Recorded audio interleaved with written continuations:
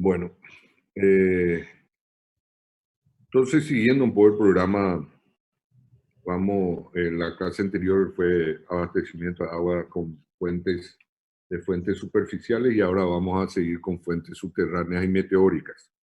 Habíamos explicado cuáles son las fuentes subterráneas y meteóricas, creo que ya quedó claro eso y está también en las láminas que hemos expuesto en la clase anterior, eh, cuáles son ellas, ¿verdad? No hace falta ya repetirla. Entonces vamos a entrar directamente a las aguas subterráneas. Como ya dijimos, las aguas subterráneas eh, forman parte del ciclo hidrológico del agua, el ciclo hidrológico del agua donde explicábamos que parte del agua que cae en forma de lluvia por la condensación de la evaporación de las fuentes como el océano, los ríos, los lagos, los arroyos, suben, se evaporan, también se evaporan el agua que sale por las hojas de los árboles y también de las aguas subterráneas o del sol freático del acuífero que está ahí abajo del suelo y que sube por capilaridad. Parte también, eso se evapora y sube lo que son absorbidas por las raíces y después a las hojas de los árboles. Eso también forma parte del ciclo hidrológico del agua, que en menor forma, pero también se evaporan, se transforman en vapor y eso luego cae en forma de lluvia y como habíamos dicho, gran parte de ella escurre, otra parte se infiltra y se infiltra. Entonces, lo que en esta clase nos interesa es la agua subterránea. ¿Cómo se forman? Ya lo explicamos. Y entonces, ¿qué es esa? El agua que cae sobre la superficie del suelo y en alguna forma se infiltra en alguna parte en el suelo, ¿verdad? Muy bien. Entonces, para definir un poco lo que es un acuífero, lo que es un acuífero, un terreno puede ser arenoso, rocoso, pero permeable y dispuesto bajo la superficie de la tierra donde se acumula y donde circula el agua subterránea, esa agua de infiltración que dijimos, ¿verdad? Y me podrán preguntar cómo el terreno rocoso va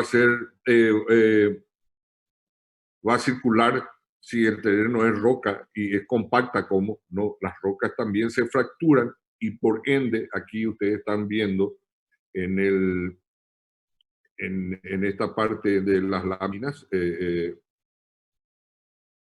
ustedes ven que este es una parte de roca, fíjense, y las rocas están fracturadas y por esas fracturas corren el agua. Al parecer, muchas veces parece totalmente compacto, pero en alguna parte esas rocas están fracturadas y por ende, donde están fracturadas corren las aguas y forman los acuíferos en terrenos rocosos. Sin embargo, en los terrenos arenosos, que es esta lámina que está aquí, ustedes saben que el suelo está formado por granos de arena y que están juntos, pero entre ellos tienen estos intersticios vacíos que por ahí circula el agua también. ¿Ok? Entonces, está claro por qué y cómo se forman los acuíferos. ¿Hay alguna pregunta sobre eso?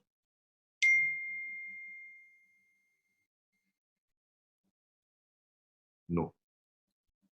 Entonces, podemos definir, como ya dije, el acuífero, que es un terreno dispuesto bajo la superficie donde se acumula y circula el agua. ¿Ok? Una zona, y a esa parte del terreno se llama zona de saturación, también en muchos libros llaman de zona de saturación. Eh, en la zona donde circula el agua, si yo tengo por debajo tengo un estrato, un manto impermeable. Esta parte es la zona saturada, como se ve aquí en la lámina esta parte es saturada. Este es un acuífero libre, este es un estrato impermeable, y si por debajo se encuentra otro estrato impermeable, se le llama acuífero confinado a esto que está entre dos estratos impermeables, y a este que está encima del primer estrato impermeable se le llama acuífero libre. Por debajo de la segunda camada también pueden existir acuíferos, también, ¿verdad? Entonces, aquí más o menos un poco dice, estos pueden estar siglos y por milenios aquí abajo, ¿verdad? Entonces, la captación de aguas subterráneas. Ustedes ven que en esta primera lámina aquí, ven cómo se pueden formar dice captación en fuentes surgentes, manantiales naturales. Fíjense en esta primera lámina, se infiltró aquí, digamos que esta es la zona de infiltración, esta es la zona saturada, ¿eh? Esta es una zona saturada, y aquí por vasos comunicantes, esto está saliendo en esta parte, y esta es esa agua superficial o de manantial que suele aparecer, ¿verdad? Entonces,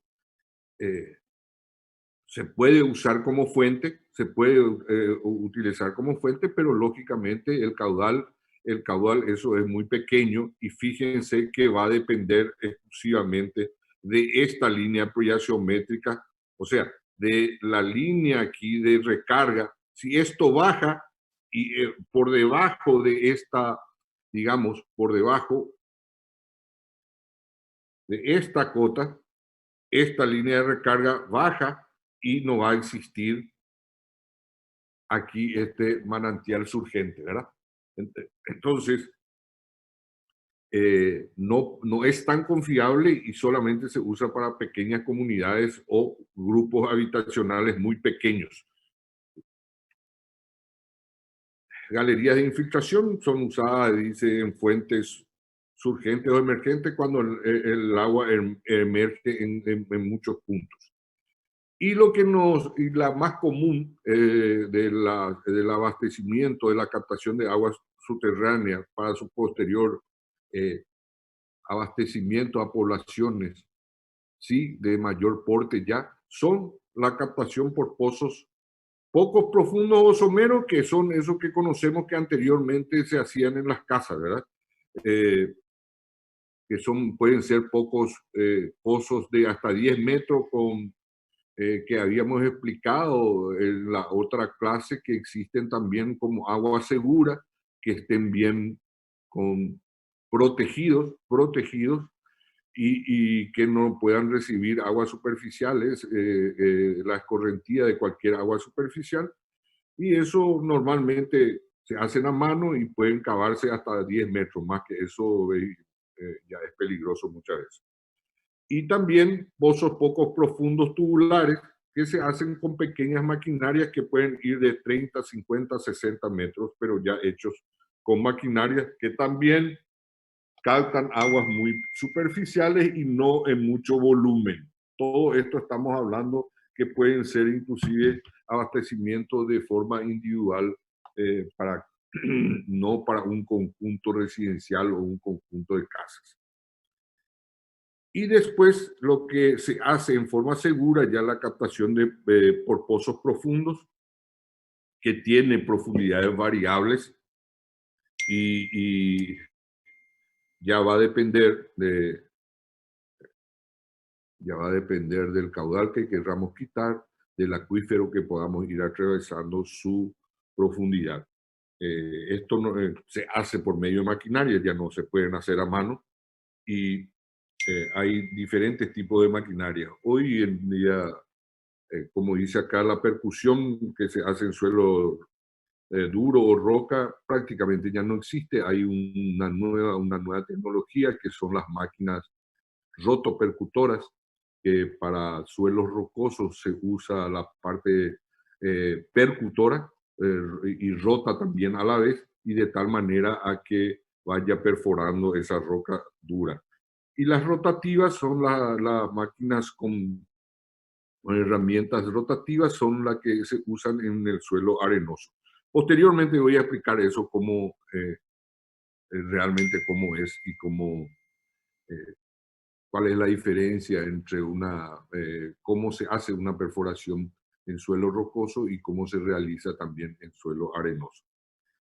Eh, Lógicamente que la máquina rotativa se usa normalmente en suelos arenosos, y la rotopercusión se usa en suelos duros o roca. Dependiendo de su naturaleza, si es de la geología del terreno, eso pueden ser entubados o paredes desnudas, que también voy a explicar. Entonces, los pozos profundos pueden ser entubados o a paredes desnudas. Depende de la formación geológica que vaya atravesando.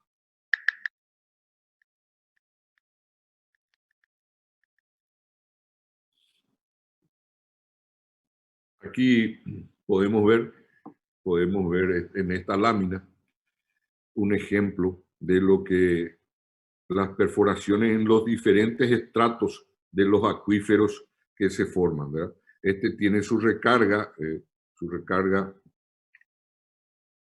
lo tiene en esta zona, y ven ustedes esta línea, por la pérdida de carga está teniendo esta línea, más o menos la línea de recarga. Entonces, aquí hay un terreno impermeable en esta parte, acá se está formando ese acuífero, en esta parte que por la recarga se forma este acuífero. La geología está mostrando que este es un terreno impermeable, y aquí también otro terreno impermeable, y aquí también. Ok, entonces se formó este acuífero aquí,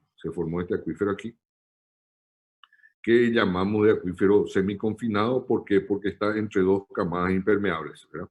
Y el que está encima de esto es un acuífero libre, porque no está confinado entre dos camadas impermeables. Muy bien.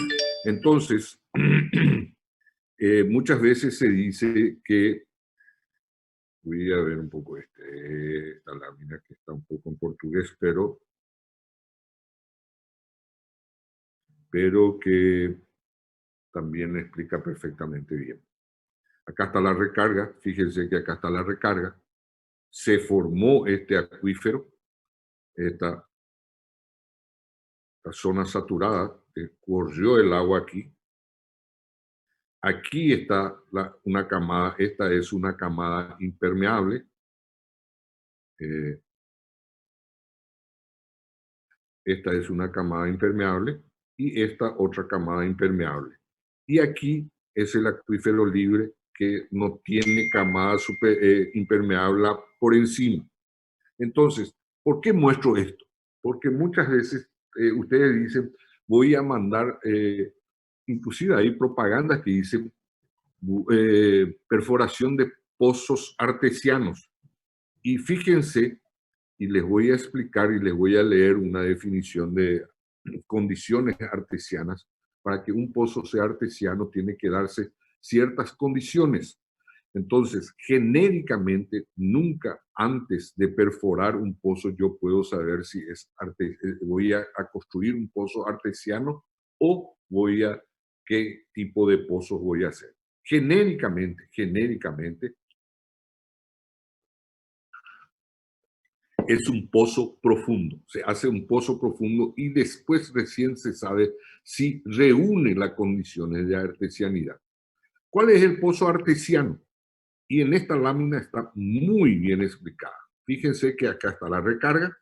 Se formó este acuífero aquí, este acuífero aquí, este. En la geología del terreno se ve que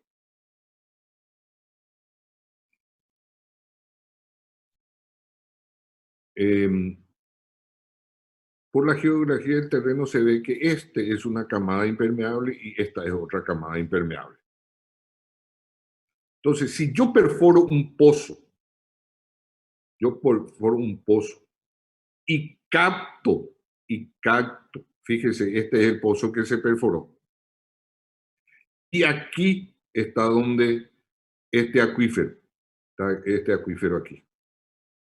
Y de aquí estoy tomando agua entre dos camadas impermeables. Ese es un pozo artesiano. Pero sin embargo, este también aquí, debido a esta recarga,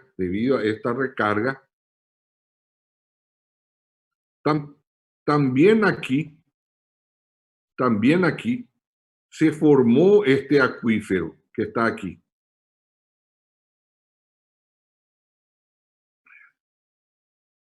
Se formó este acuífero que está aquí. Si yo perforo un pozo y capto agua de este acuífero aquí que está aquí, ese no es un pozo artesiano, ese no es un pozo artesiano, es un pozo profundo. Y este genéricamente también, si yo digo pozo profundo, no me estoy equivocando, ¿verdad? O sea, que si yo tomo de este acuífero aquí, que está acá arriba, que normalmente se llama acuífero libre, entonces esto no es un pozo profundo y no es un pozo artesiano. Este es un pozo artesiano porque está tomando agua del acuífero que se encuentra entre dos camadas impermeables, esta y esta. Entonces toma agua aquí. Esta es la recarga y este es otro pozo artesiano, pero es urgente. ¿Por qué es urgente? Cuando sale por la misma presión del agua que existe entre dos camadas impermeables. Fíjense que acá está su recarga, su línea piezométrica está aquí. Vasos comunicantes, el principio vaso comunicante está aquí. Y yo perforo en esta parte donde está por debajo de la recarga, está este punto, y por vaso comunicante este sube y sale. Entonces a eso se llama pozo artesiano surgente o pozo surgente. Entonces hay dos tipos de pozos. Mejor, todos los pozos son pozos profundos. Si se da la condición de captar agua entre dos camadas impermeables, ese sí es un pozo artesiano, pero no todas las veces son pozos artesianos. ¿Ok? ¿Se entendió eso?